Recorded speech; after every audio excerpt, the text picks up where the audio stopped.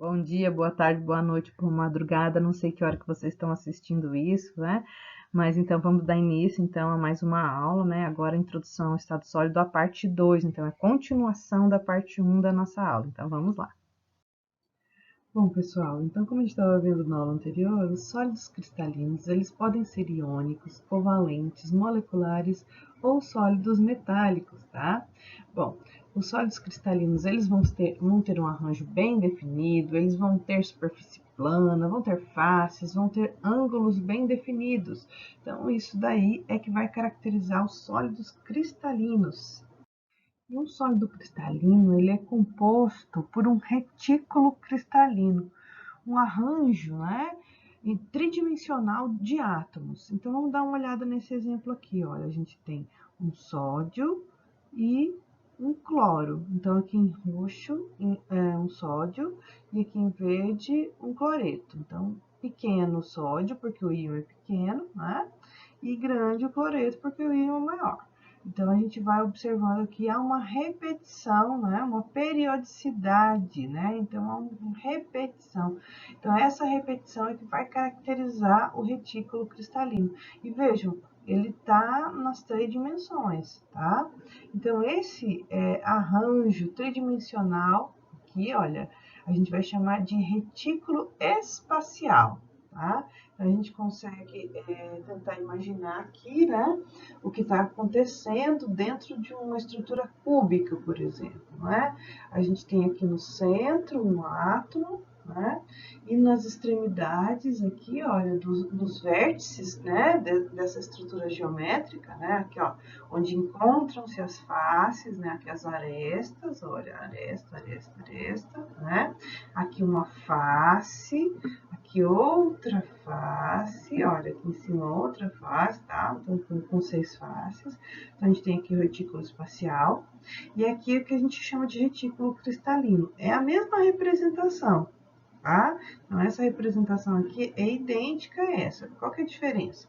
Essa daqui a gente não está mostrando os espaços, né? A gente está mostrando as arestas. A gente está dando mais ênfase aqui no arranjo espacial, né? Em como ficaria os átomos. Então, a gente tem 4 átomos aqui, ó, em cima dessa face e 4 átomos em cima dessa outra face. E aqui no centro, uma outra. Tá? Então, esse aqui é o arranjo tridimensional dos átomos, tá? Então, esse arranjo, ele vai mostrar como é que ficam os átomos dispostos, né, periodicamente nos eixos X, Y e Z, tá? Então, a gente fala assim, até nos limites físicos do cristal. Bom, quando acabam os átomos, acaba o cristal, tá? Então, se você imaginar um cubinho de sal, você vai imaginar que isso daqui está acontecendo, olha, quase que infinitamente, só que não é infinito porque o número de átomos acaba, tá? Bom, o retículo cristalino ele é formado então por o que a gente chama de uma célula unitária ou célula unitária, tá? É uma fração, né, do retículo, né, que vai ser usada para construir o retículo inteiro. Então a gente vai imaginar o seguinte, olha, 4 átomos se repetindo aqui, né? A gente está imaginando isso aqui em 2 dimensões, tá? X e Y, por exemplo, né? A gente não está imaginando o Z aqui que estaria em cima. Então, olha aqui, ó, vamos dar uma olhadinha. Então, você repete 4 átomos, aí depois você coloca mais 2. Então, você está repetindo, né? Até que a gente coloca um outro átomo aqui, ó, nessa outra posição. Tá? E isso vai se repetindo em toda a estrutura. Tá? Então, a gente vai chamar dessa primeira parte aqui, olha, essa primeira unidade de repetição de célula unitária. E isso vai depender das dimensões de cada átomo, da valência de cada átomo, do estado de ionização de cada átomo, tá? Essas vão ser as condições, né? Então, para que haja essa repetição. E essa repetição ela vai variar de acordo com a temperatura e com a pressão, né, em que esse cristal está sendo gerado. Tá? Então, imagina isso daqui quando tem um vulcão explodindo e átomos lá no meio daquela lava se misturando e eles, então, altamente pressionados, por exemplo, entre duas fraturas de uma rocha, sei lá, vamos imaginar esse tipo de coisa. Então, você vai ter alta pressão, alta temperatura. Então, isso vai fazer com que haja geração de novos tipos de organização dos átomos. Então, daí a nossa célula unitária, que é a unidade de repetição, né? Que vai dar origem, então, ao nosso cristal tridimensional depois. Então, a célula unitária, ou célula unitária, tá? Ela vai ser a menor unidade que se repete. Então, eu estou imaginando aqui um pequeno cubo, e esse pequeno cubo se repetindo tridimensionalmente, né?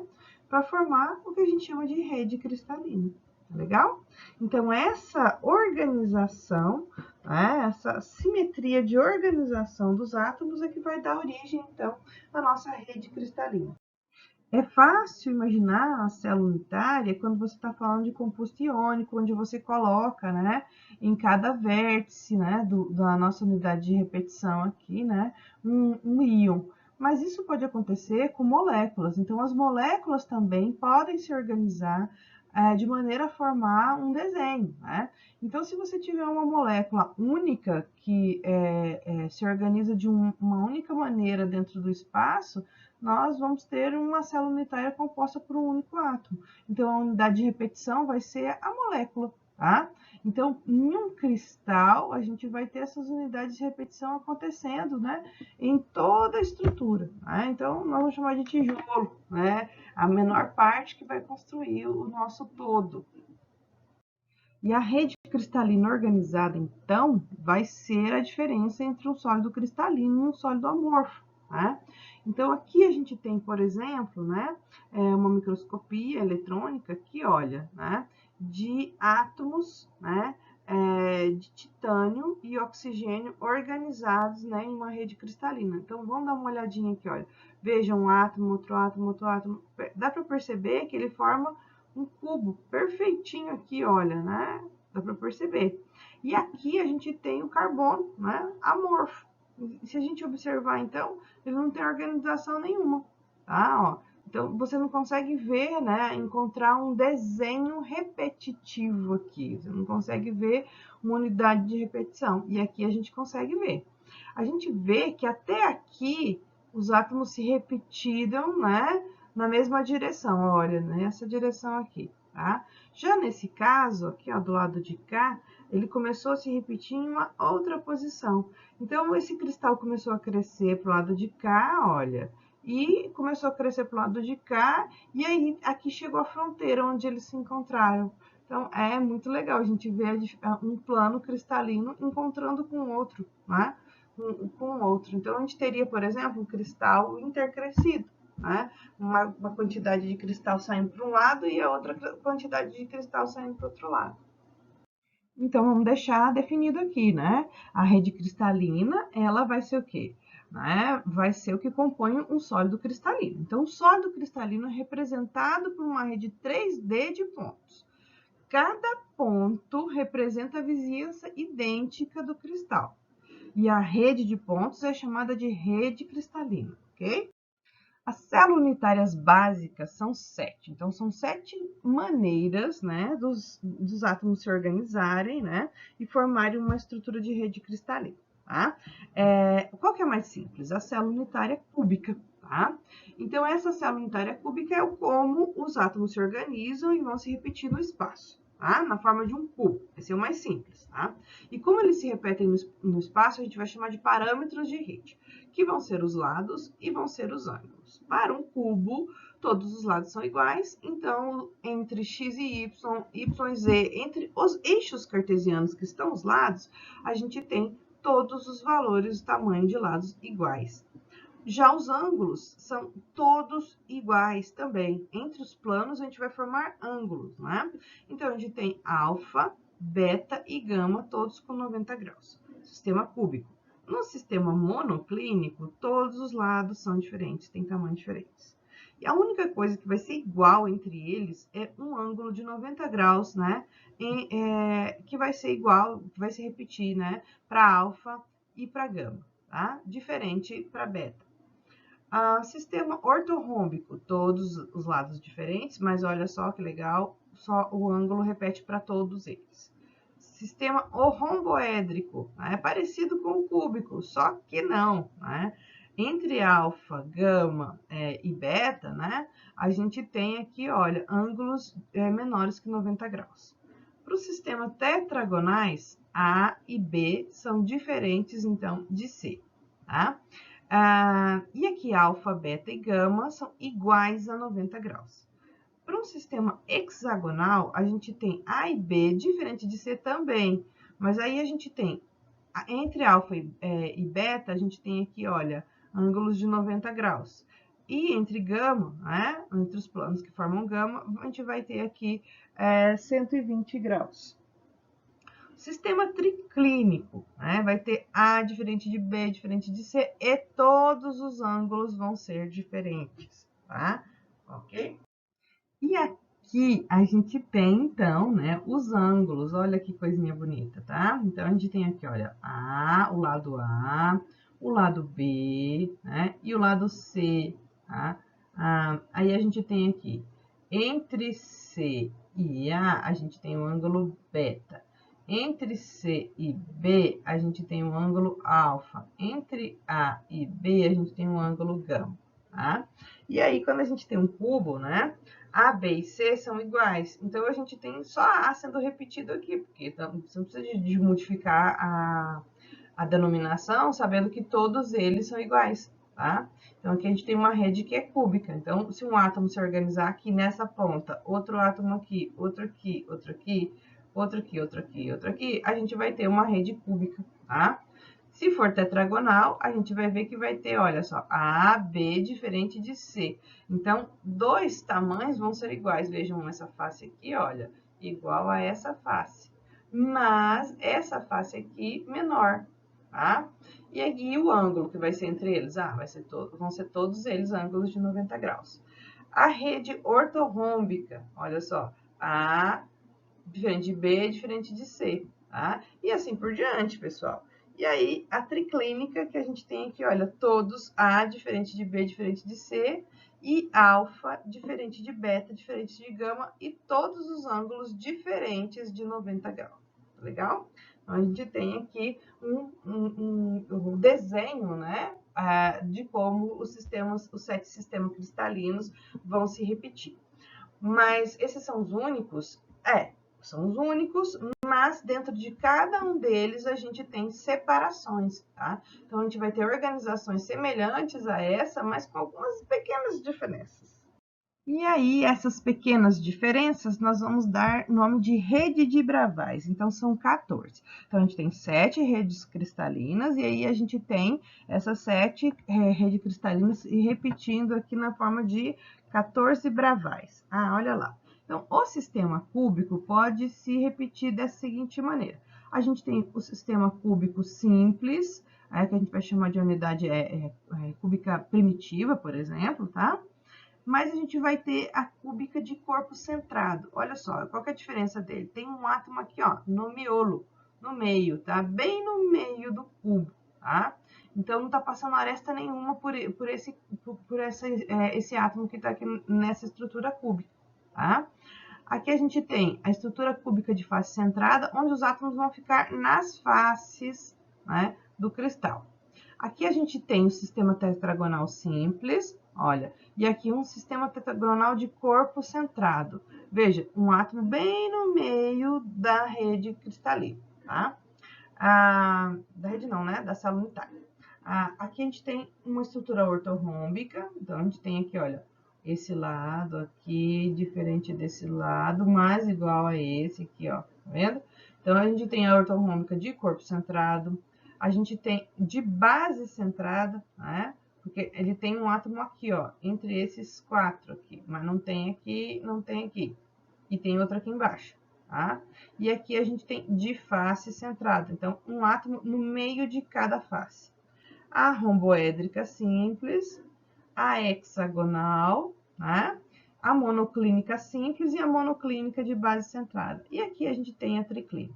Então, somando todas, olha, a gente tem um grupo, que é o cúbico, 2 grupos, que é o tetragonal, 3, que é a ortorrômbica, 4, que é a romboédrica, 5, que é hexagonal, 6, que é a monoclínica, e 7, que é a triclínica. Então, vamos dar mais uma olhadinha aqui, então, nos retículos espaciais cúbicos, tá? Essa figura aqui, eu peguei lá do Atkins, tá? Para vocês. Olha lá. Ele é muito bom para a gente estudar, né? Essa parte da matéria, bem legal lá. As figuras, elas são bem ilustrativas. Então, vamos lá. Retículo espacial cúbico. Né? Então, a gente vai ter um símbolozinho aqui para ele, ó. CS, cubo simples, tá? Que é a forma primitiva, tá? Que a gente vai falar que é a mais simples de todas, tá? Então, a gente tem aqui, olha, um átomo em cada vértice para formar o cubo. Então, no total, né, aqui, olha, a gente tem, né, 8 pontos para formar essa estrutura. Aqui a gente tem um sistema cúbico de corpo centrado, tá? Então, a gente tem um átomo bem aqui no meio, tá, da estrutura. Aqui a gente tem o sistema cúbico de face centrada. Então, dá para ver do lado de cá que, ó, a gente tem 4 pontos aqui e um ponto aqui central no meio da face, tá? Então, esse é o tipo de retículo, né, cúbico. E aí, pessoal, agora quando a gente tem um retículo cúbico, né, eu quero saber quantos átomos tem dentro de cada retículo. Então, se vocês observarem aqui, eu estou desenhando um cubo, mas não estou desenhando cada um, né, dos vértices aqui, olha, com o átomo completo, né? Eu estou mostrando só o que fica para dentro da estrutura cúbica, né? Então, só o volume atômico, né, que está para dentro da estrutura cúbica. Então, se a gente observar, a gente não tem um átomo inteiro aqui. A gente não tem um átomo inteiro aqui e não tem um átomo inteiro aqui, tá? A gente tem átomos só nos vértices, né? E ele não está completo. Então, para dentro da estrutura cúbica, a gente tem um volume atômico, né? E esse volume atômico, ele se repete aqui, ó, em todos os vértices. E aí, se eu imaginar, né, o volume de cada átomo formando um único átomo, né, o volume que está de cada um deles, quantos átomos eu teria aqui nessa estrutura cúbica? E nessa daqui, onde eu não tenho o átomo inteiro, aqui eu tenho só o átomo cortado, né? O volume do átomo que está para dentro aqui, né? No meio da face, tá? E aqui que eu tenho nas arestas, um átomo na aresta aqui, olha, ele também não está completo. Então, qual o volume, né? Que esse átomo está ocupando aqui dentro dessa estrutura? Então, esse volume forma, né? Em termos de volume, vai formar um átomo completo. E aqui também. E aqui nas arestas aqui também, tá? Então, a gente pode somar, né, essas frações atômicas e formar um único átomo. Então, se a gente imaginar como se fosse um modelo de Dalton, esferas rígidas se tocando, né? Então, essa rede de bravais, né, da célula unitária, quando a gente soma esse volume dos átomos, né? Então, a gente vai ter um único átomo. Então, vamos dar uma olhada. Quando a estrutura é de corpo centrado, né? Ó, CCC quer dizer cubo de corpo centrado. Isso aqui é em português. Em inglês é Body Center Cubicle, tá? Cubic, né? Então, a gente vai ter um B aqui na frente, quando tiver em inglês. Então, veja que eu vou usar siglas em português, tá? Então, a gente vai ter aqui, né, no centro, um único átomo. Então, esse átomo, o volume desse átomo está dentro do cubo, tá?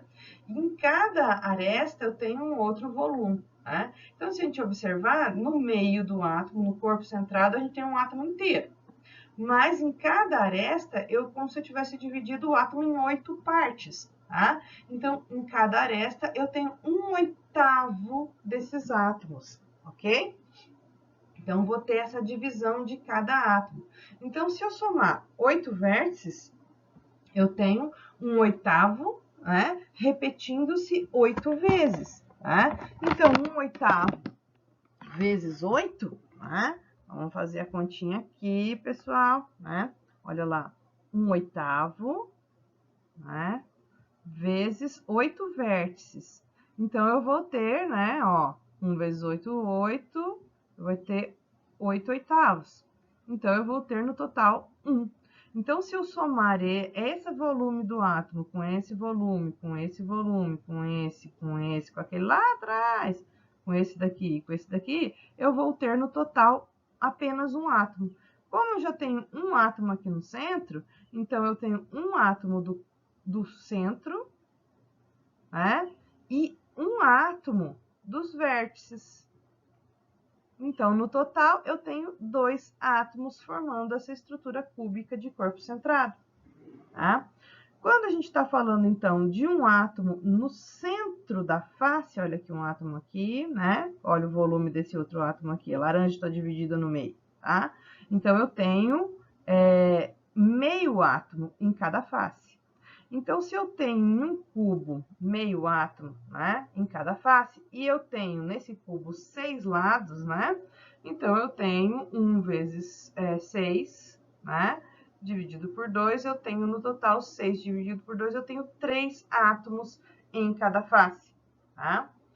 Somando com aquele átomo, né, de 1/8 lá, né, que está repetindo-se em cada um dos vértices, né? Então, eu tenho 8 vértices, então, no total, eu tenho um átomo mais 3. Então, no total, de uma estrutura, né, de cúbica de face centrada, né, eu vou ter, então, 4 átomos no total, para fazer essas unidades de repetição aqui, né? Imaginando essas esferas rígidas ao longo de toda a rede, tá? Então, a gente tem que lembrar que quando a gente está falando, então, de número de átomos, a gente imagina só o que está para dentro da estrutura cúbica, só a fração que está dentro da estrutura cúbica aqui no meio, ok? Então, se vocês imaginarem, olha só, vamos imaginar que esses dois cubos têm o mesmo tamanho, tá? Então, nesse caso aqui, o átomo é maior, né? Nesse caso aqui, o átomo é menor, né? Então, a gente tem mais átomos cabendo dentro dessa estrutura cúbica do que nesse caso aqui. E aí, qual delas vai pesar mais? Se eu tiver dois cubos com exatamente o mesmo tamanho, qual delas é mais densa, tá? Então, essa ideia aqui de organização atômica, ela é muito importante para a gente, porque ela vai dar as características, né? Por exemplo, de um metal ser mais denso, ser mais pesado, né, que o outro, porque o volume que ele ocupa no espaço, né, está mais condensado. Então, ele tem mais átomos ocupando o mesmo volume.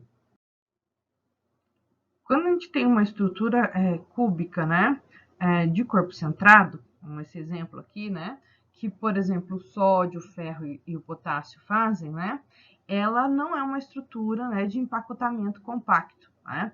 Ela é uma estrutura, né, onde você vai ter grande espaço vazio aqui no meio, tá? Mas sobre pressão, né, bastante pressão nessa estrutura, a gente pode compactar, deixar os átomos mais unidos, né? Então, a rede cristalina, ela vai fazer o quê? Vai maximizar as forças atrativas de maneira, né, que os átomos fiquem o mais próximo possível, de maneira equilibrada, tá? De maneira a equilibrar as energias, então, de forças atrativas, ok? Então, o empacotamento denso é aquele empacotamento onde a gente tem a maior eficiência possível de empacotamento. Então, o que é essa eficiência? Ela vai medir a capacidade com que as esferas vão preencher, né? Esses espaços vazios vão se aglomerar numa dada estrutura. Tá? Então, se eu conseguir colocar mais átomos possível dentro de um mesmo volume, então a gente vai ter maior eficiência. Então, se eu tiver menor espaço vazio, eu tenho maior eficiência. E aí, quanto maior a eficiência, mais empacotado, mais denso é isso, tá? Então, eu tenho um volume atômico maior dentro daquele espaço. Vamos imaginar que os átomos começaram a se unir aqui apenas em 2 dimensões. Então, se eles estão sendo colocados, né, lado a lado, a gente vai chamar esse empacotamento aqui, olha, formando, então, entre os núcleos aqui, olha, tá vendo? O núcleo tá aqui no centro do átomo, tá? Estamos imaginando toda esfera rígida, ok? Então, deixando para lá todo formato de orbital. Estamos imaginando só esfera rígida. Aqui a gente tem, então, no meio, no centro, né? A gente tem um ponto, né? Aqui outro ponto, aqui outro. Então, a gente tem 4 pontos aqui para se repetir essa estrutura. Então, a gente fez o desenho de um cubinho, dá para perceber? E entre esse cubinho, a gente tem um espaço, aqui, ó, esse vão aqui, nessa lacuna aqui, tá? Esse interstício, adoro essa palavra linda, mas não consigo falar direito. Aí a gente tem aqui, olha, esse espaço, né, entre os átomos. E esse espaço a gente vai chamar, então, de interstício, lacuna, vão, tá? Esse espaço, né, ele é grande, é um espaço quadrado, ok? Então, esse tipo de empacotamento é chamado de empacotamento simples ou empacotamento quadrado. Não é um empacotamento muito eficiente, né? Porque não vai conseguir colocar muito átomo, né, dentro desse espaço. Enquanto para um cubo a gente tem um empilhamento simples, né, a gente tem aqui um empilhamento diferente de um empilhamento cúbico. A gente tem um empacotamento aqui que a gente vai chamar de hexagonal denso. A gente consegue colocar muito átomo dentro do mesmo espaço, tá? Então, se vocês conseguirem observar aqui, olha, a gente vai ter, então, né, átomos unidos aqui, olha, tá vendo? Formando um hexágono, tá? Então, a gente tem um hexágono aqui, ó, dentro da estrutura, dá para perceber? Então, ela tem unidade de repetição, né? De um hexágono. Dá para ver que tem muito volume atômico aqui, ó, para dentro desse hexágono, tá? Que está se repetindo. E quando a gente tenta unir, né, os pontos centrais, né, fazer uma figura geométrica, né, entre os núcleos dos átomos, a gente vê que a gente forma um triângulo. Então, a gente tem um triângulozinho aqui, ó, dá para perceber? Um volume aqui, ó, de triângulo. Uma eficiência de empacotamento muito superior à de um quadrado. Então, esse empacotamento denso, esse empacotamento hexagonal, é muito mais eficiente do que um empacotamento, né, simples, um empacotamento quadrado. Quando as esferas se tocam mais, então essa estrutura fica mais compacta. Então, aqui, quando a gente tem uma compactação, né, do tipo quadrada, né, então a gente vai ter um espaço vazio muito grande aqui no meio. Então, a eficiência de compactação, nesse caso, é inferior à eficiência de compactação desse caso aqui, que a gente consegue o máximo contato possível entre as três esferas. E se a gente for imaginar, então, esse empilhamento tridimensional, a ocupação do espaço vai ser de 52% quando a gente estiver falando de um empilhamento simples quadrado, né, entre as camadas da célula unitária. Então, se a gente imaginar esse empilhamento, né, com átomos aqui, ó, intercalados entre os espaços vazios, né, entre os vãos, entre os interstícios, a ocupação vai subir para 68%. Tá? Então, o espaço vazio vai ser reduzido.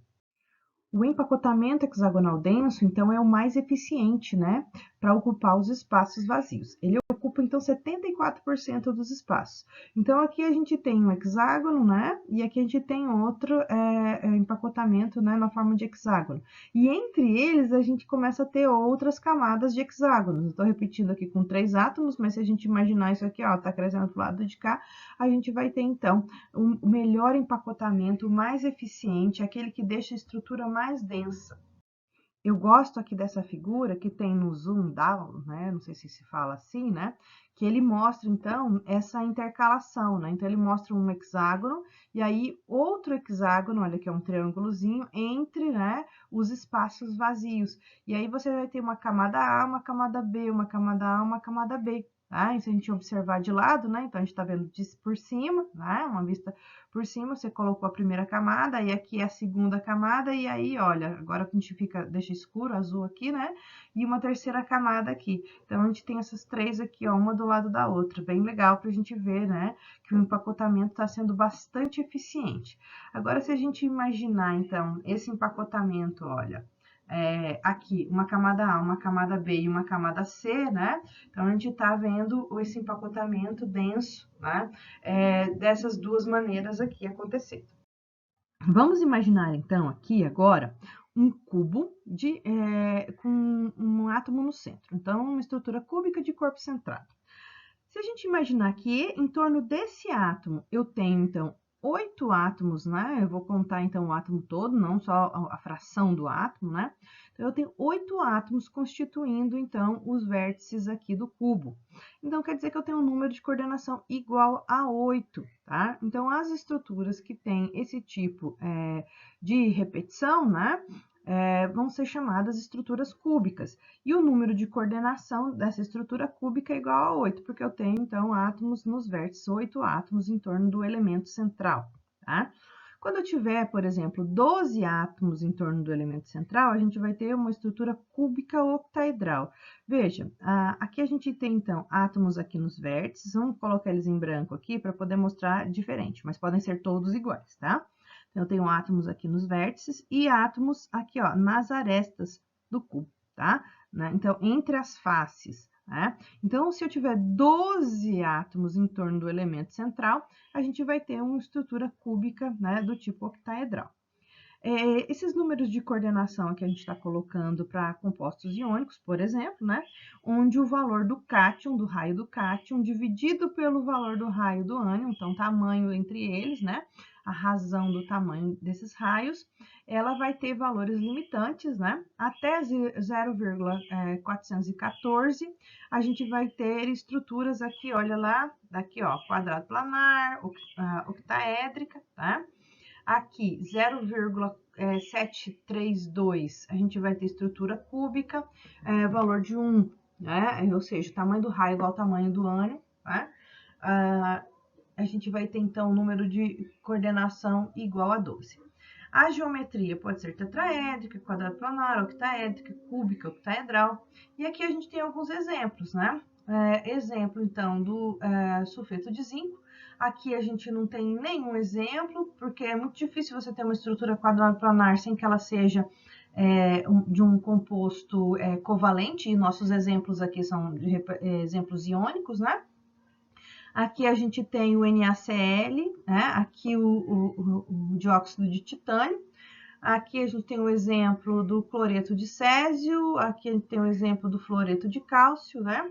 E aqui nenhum dos exemplos iônicos, mas muitos metais de transição, né? Vão ter esse número de coordenação aqui igual a 12, tá? Então, a gente está colocando aqui, nesse caso, o número de coordenação para compostos apenas iônicos. Nessa tabela aqui do Atkins, tá? A gente tem, né, então, a estrutura cristalina e o empacotamento resumido, né, para esses átomos aqui. Então, imaginando o átomo de sódio com átomo de sódio, átomo de potássio com átomo de potássio.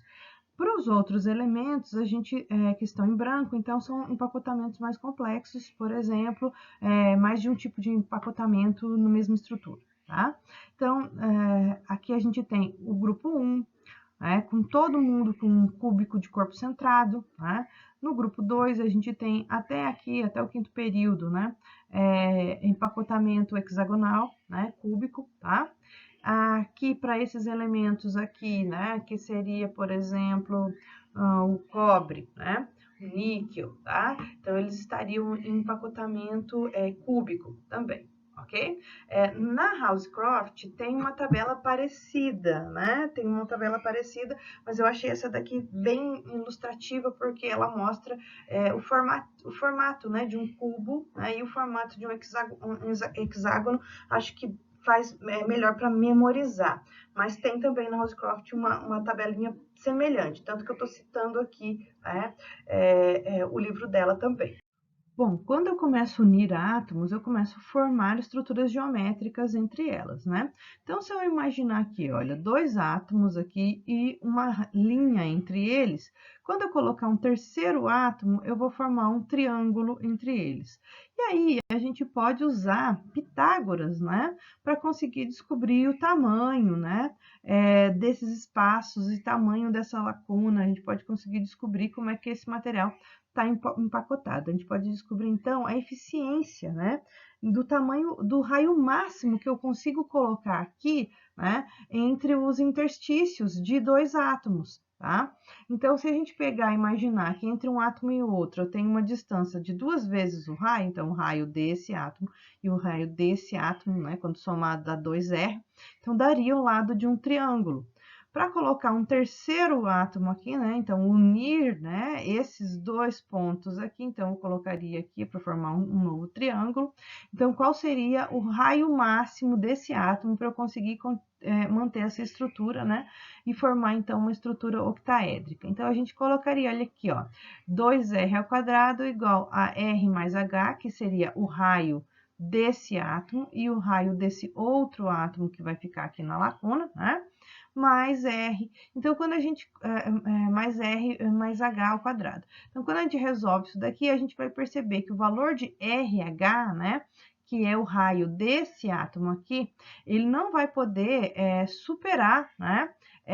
0,414 do raio, né? Desse raio aqui. Então, senão a gente não consegue formar esse triângulo, né? E colocar esse átomo aqui nos interstícios, né, entre quatro átomos, por exemplo, desse tipo aqui, tá? Então, o raio, né, esse raio aqui não pode ser superior a 0,414, né, para poder caber dentro desse interstício octaédrico aqui. Buraco, interstício, lacuna, né? Todas essas ideias aqui, né, elas podem formar estruturas geométricas também.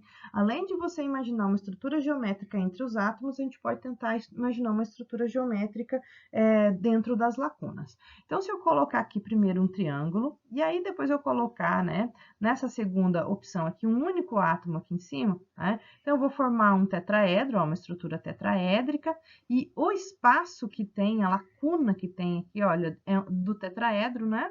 Aqui, olha, parece um pequeno triângulo, né? Mas isso aqui é tridimensional, então esse é um espaço, uma lacuna tetraédrica, tá?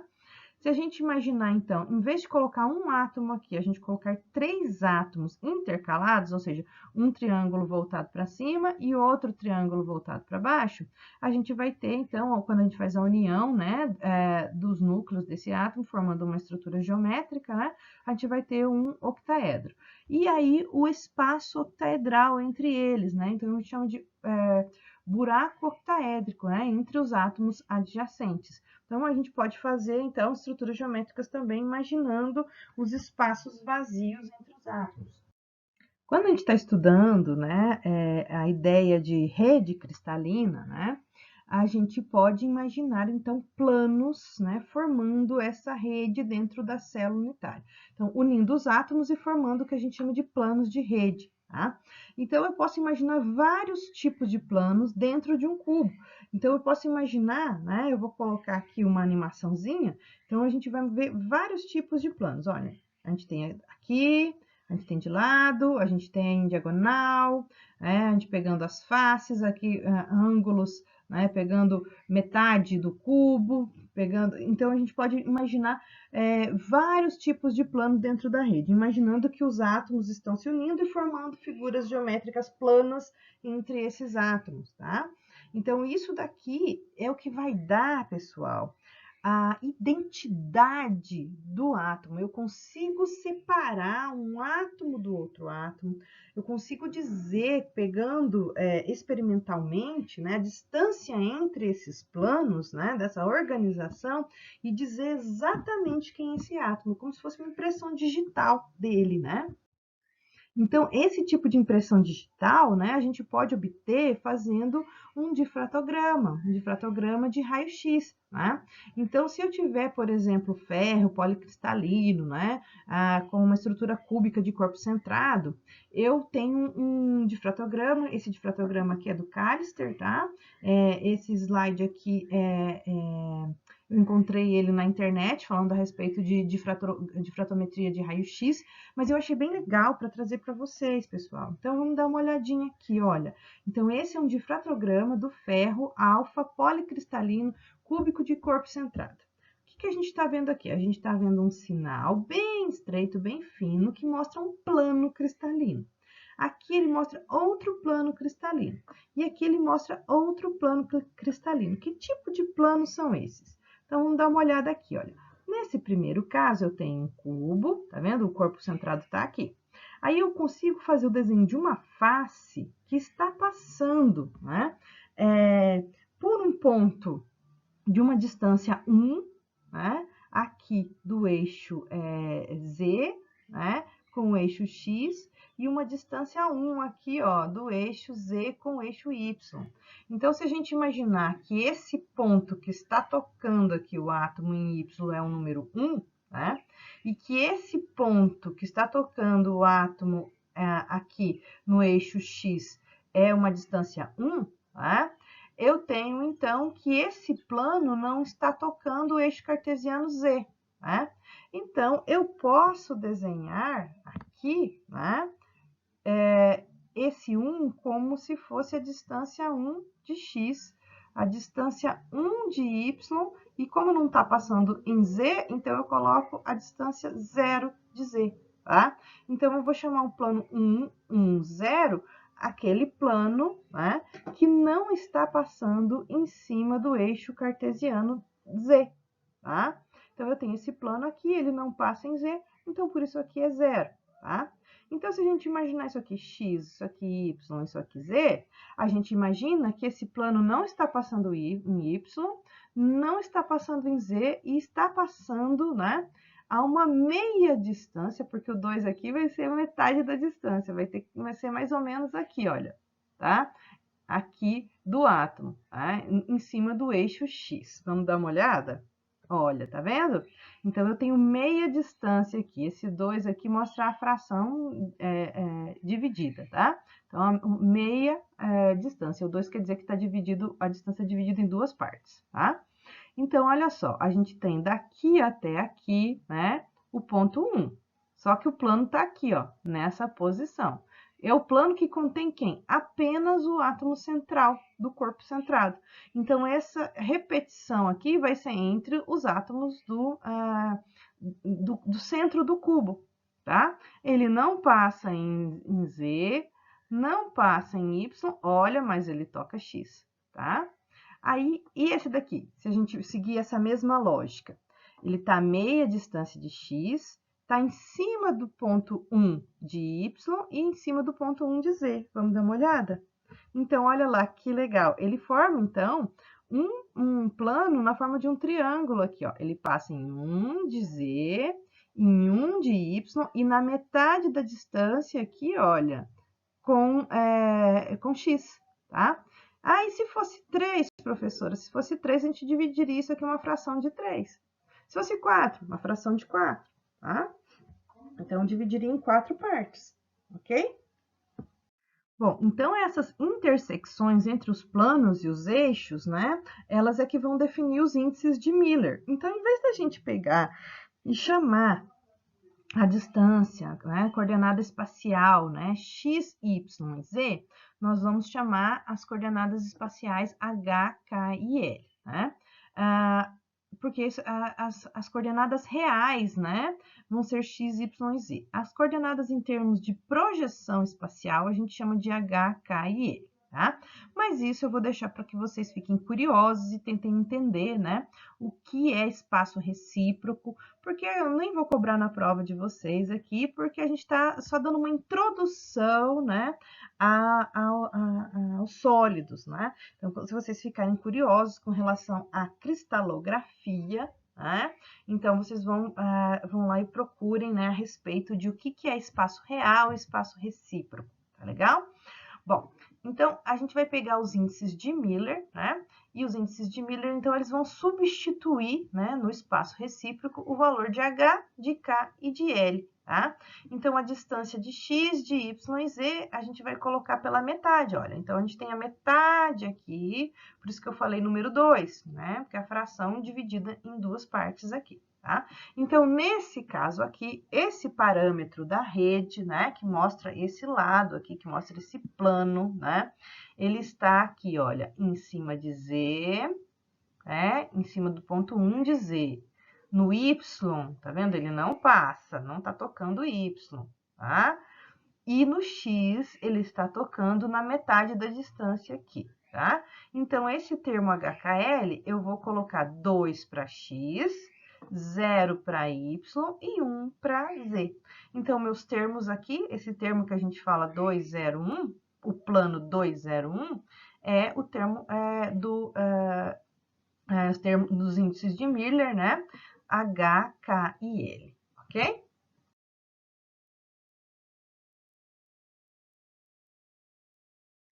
E aqui a gente vai tentar imaginar, né, a previsão do número de coordenação desses sólidos iônicos aqui, tá? Pode ser que vocês não encontrem dentro da tabelinha o valor exato, mas quero que vocês tentem imaginar, né, qual será o número de coordenação entre o ferro 3 e o oxigênio 2, entre o potássio mais, né, e o brometo menos, entre o sódio mais e o fluoreto menos. Qual será que vai ser o número de coordenação dessas estruturas, imaginando compostos iônicos, tá? Imaginando apenas ligações do tipo iônica. Ah, a professora não passou o raio. Então, vão procurar o raio por aí. Vão procurar na internet, vão procurar nos livros, ok? Bom, pessoal, deixo então aqui meus agradecimentos aos autores, né, e às editoras desses livros que a gente utiliza para dar aula para vocês, né, como os livros textos, né, muitas figuras são retiradas desses livros aqui para mostrar para vocês, então recomendo, comprem os livros, né, tenham os livros, né, para poder estudar, né, e a gente tem aqui o grupo o Green Tech e o Instituto de Química, que eu retirei alguns slides meus, são slides deles, né, e que não tinham o nome dos professores que os fizeram, né, então eu deixo aqui um agradecimento, mesmo sabendo que eu não consegui descobrir quais foram os professores que fizeram esse trabalho incrível de figuras maravilhosas e slides muito organizados. Então, deixo aqui meu agradecimento, né, e agradeço a todos que me acompanharam até agora, né, nessa aula, e espero que tenha sido útil para vocês. Tchau, tchau.